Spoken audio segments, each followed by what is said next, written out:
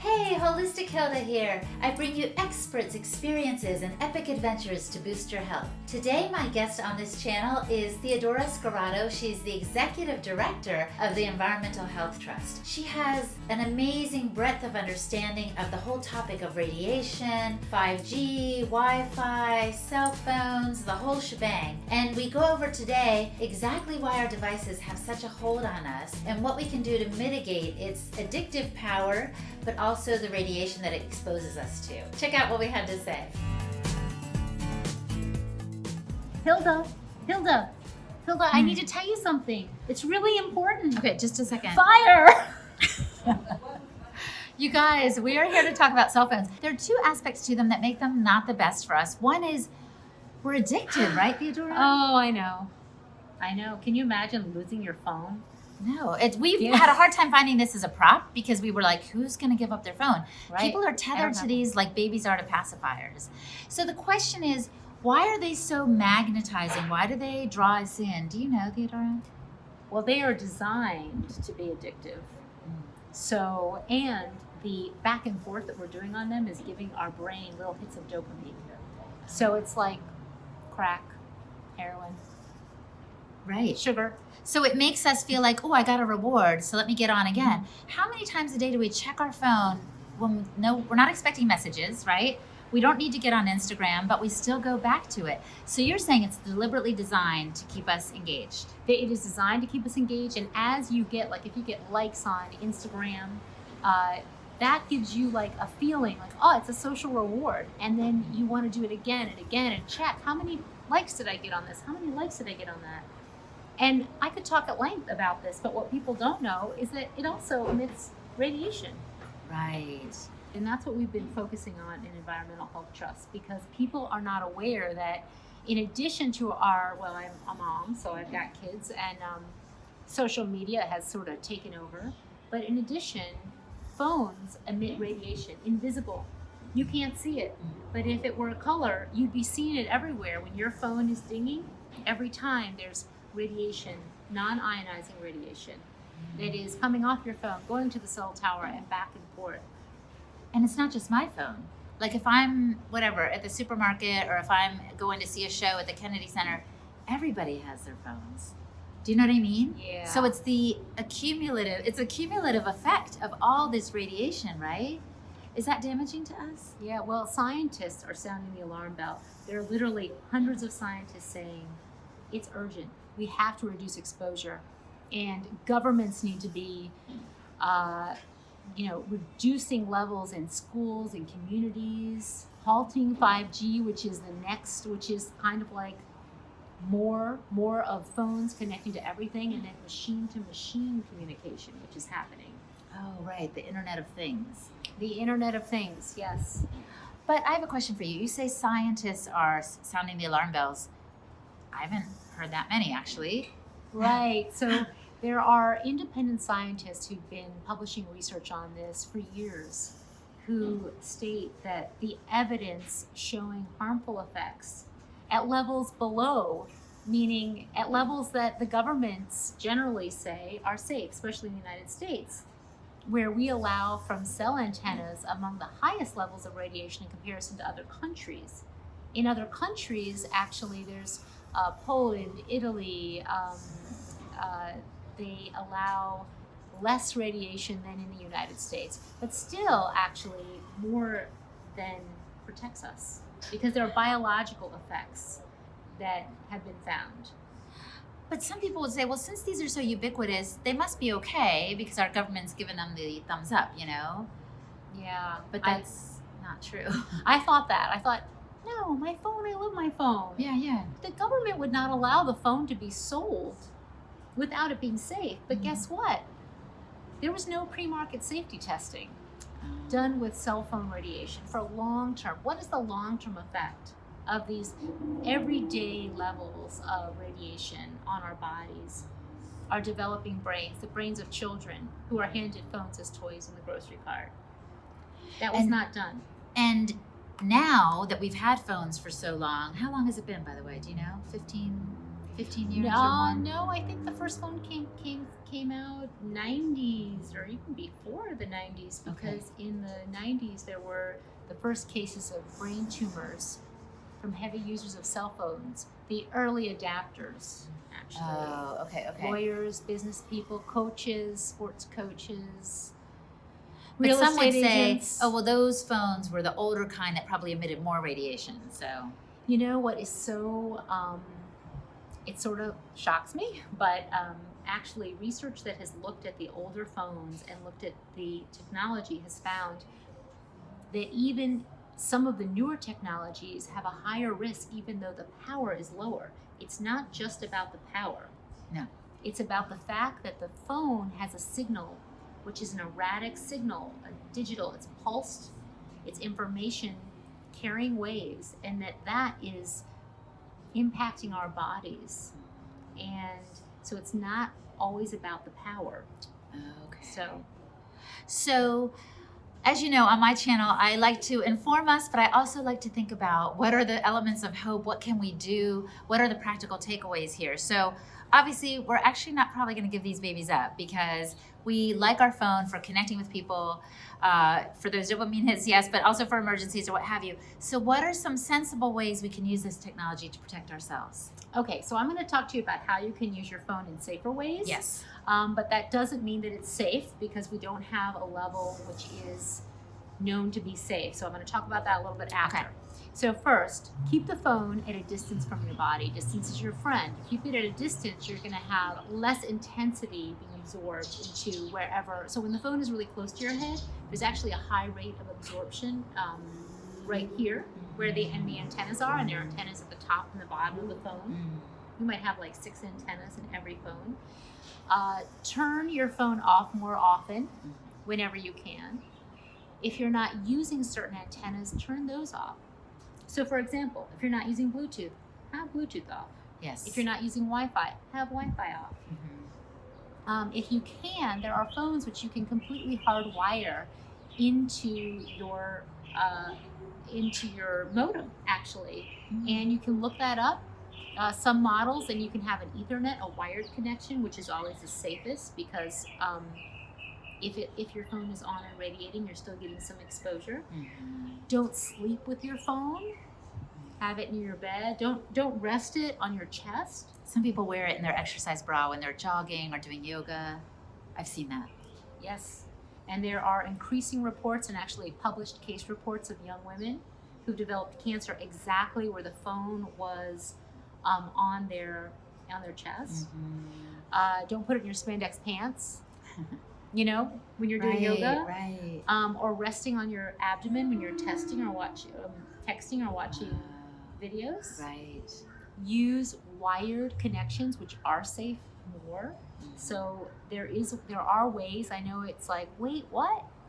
How do we do that? Actually, I have my laptop hardwired.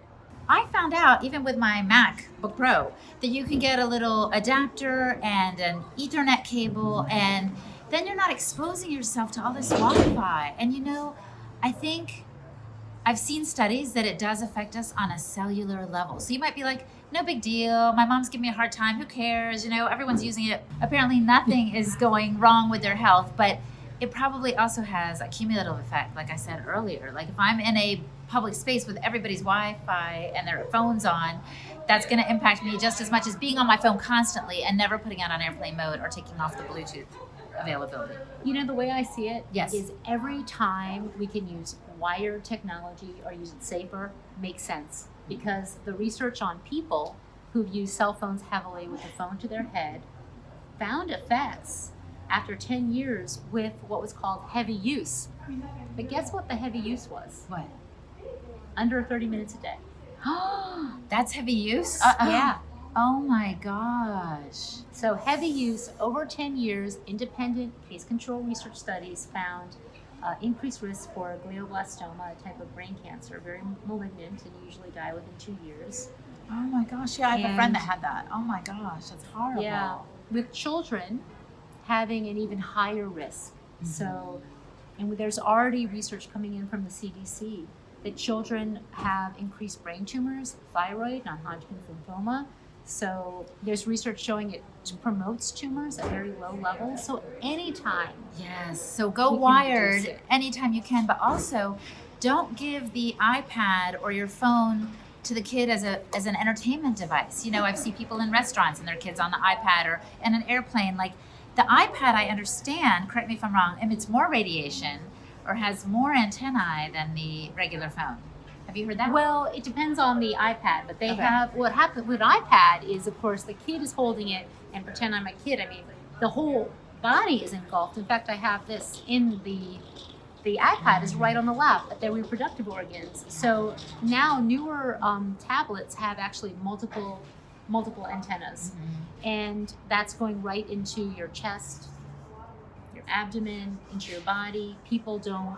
You don't use it at a distance. No. Kids have their faces completely in Right. the iPad. So we recommend keeping it off your body, always having it on airplane mode with all the antennas off, and having it on a table. Where it belongs is on a table with no wireless antennas.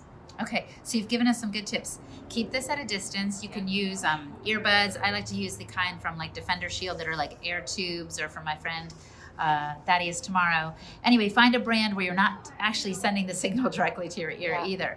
But keep it at a distance. Don't sleep with it close by. Don't have it on your body. Any other tips? And have it on airplane mode or on with the Bluetooth off as often as possible. Yes, and use wire technology more often, which okay. is the safe option. The other thing I tell you is know when your phone or your laptop or your tablet goes to high power. Those times you don't want to use it. Do you know what those times are? So if you're When you're traveling in a car. yes, I got it. you're I've had the traveling in feeling. a car. Yes. Yeah, and also when you're in a car, you know how when sunlight comes, you know how they say don't lock your kids or your dogs or your cats in the car because the sun comes in and then it bounces around and makes it hotter? Yeah. Similarly, the radiation can come and reflect and do all kinds of interesting things in a metal vehicle. Bouncing around. It can bounce around to a degree, and also when you're traveling in a car, the phone is connecting to every new tower that it meets. And every connection is a handshake like, hi, how are you? The phone connects with a new tower, that is a peak of radiation, a digital handshake. So also is if you're in an area of low reception where you don't have a big signal and you're in an elevator or you're down in the basement, your phone is going to go to higher power to reach the tower. And you're going to get more exposure. Research has shown over 10,000 times as the emissions in an area of low signal is high. Gosh. Now there's a catch. You might say, well, let's just put cell towers everywhere to make the reception good. Except then your overall exposure goes up to a degree. Right. And so, and that's involuntary. We can't turn it off. Whereas a phone, you can turn off. Right. Other areas of high signal, video, that is higher. That's going to be putting out more than when, Oh, if you do FaceTime? yes, than if you're Okay. just texting. So if you have an urgent thing that needs to go through, just have it be a text rather than video chat. Okay. So a lot of high stuff moving. I have heard some of these things, but not about the FaceTime, so that's good to know. Yeah, video is going to move more data. So the more information moving, the higher, bigger, bigger files. Yeah. Better, you know how it's just better to use a wire. It's faster. Yes, and just use your faster. computer. I see people all the time using this to search things or whatever, and I'm thinking, no, just wait until you get on a computer. Yeah. It's okay if you don't know the name of that artist who was in that movie. You know what I mean? We act like it's an know. emergency, and it's not, because we're so accustomed to these babies. So I'm Yeah. not a retro girl, you guys. I'm actually about us using technology the way we want to, but using it wisely is good for our health. And as she said, go safer. Safest is probably not having one of these at all, right? Yeah, but I believe that industry who created this issue could solve this issue. Oh, yeah? And if we ask for safe technology, I believe that we will, because I'm willing to pay for safe technology, that we need to tell companies what we want. I would love to have something that looked like this, that did all these things, except it only worked with a wire. And it didn't even have any antennas. And everywhere I went, I could just sort of plug it in. And I mean, why don't we have that? We can do this. Okay, let's start asking for that. We should ask for this. We also need to be asking our elected officials to have safer, to reduce exposures in communities like they're doing in Cyprus. They've taken Wi-Fi out of the Archbishop Makarios Hospital and the children's units, the pediatric units. Over 20 countries inform people. Everything I just told you, there are countries that have this on their websites with details like, 10 ways to reduce exposure. Whereas in the United States, we only have 2 tips. And they say, well, if you're worried, only if you're worried.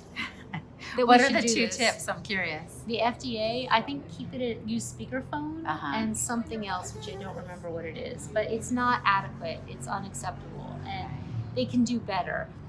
They should be informing, like the California Department of Health actually has more information. They recommend children reduce exposure. They talk about why they're more vulnerable. And they also explain time, like I just told you, when the phone goes to higher power. The Connecticut Department of Health says it's wise to reduce exposure. Excellent. Well, I'm all about that. And so I want to tell you guys one hack, because she was giving you some. When I go to my phone for a GPS, Google Maps or Waze or whatever, after it figures out where I'm going, I immediately put it on airplane mode, and it still takes me where I'm going to go. It will still function even on airplane mode. So then it's not doing the constant pinging to find the new tower. It's just working on old information. Now, if I turn wrong, I might take it off for a second to get it to reroute, because it struggles to reroute, but only for a second, and then I put it back on airplane mode. Yeah, and you know what we did? What? We got a GPS, I know it's not the same, and but we actually we just use a GPS, which they still have, yes, that is an important hack. Yeah, I think, right? Because you're traveling and you want to be using it, but you don't need it to be constantly pinging. So, well, oh my gosh, Theodora, thank you so much for your time today. This has been awesome. And we will put links below so you can find her important work at the Environmental Health Trust. Thank you so much. Okay, I got to go. I just got a message. Okay. Excuse me. Oh, did you think for real? I did. She thought for real. Oh, I'm so used to it. Yeah, I know. Thanks for watching, you guys. Let me know what you thought of this video and of Theodora as a guest, and what you thought of this topic. I invite your input on future topics for this channel. Also, I wanted to tell you about something really special. I am going to Ecuador April 1st to the 8th, and I want you to come with me. This trip is for you if you're ready to step out of your comfort zone. This trip is for you if you're ready to have new experiences and share them with me.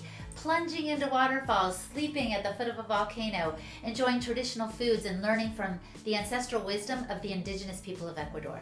Click on the link below so you can find out more about it. I would love for you to join me, and act quickly because there's a limited number of spots for this trip, and also early bird pricing is into effect only until the end of January. So join me in Ecuador, and I'll talk to you soon, and do all the things for this channel. You know what I'm talking about.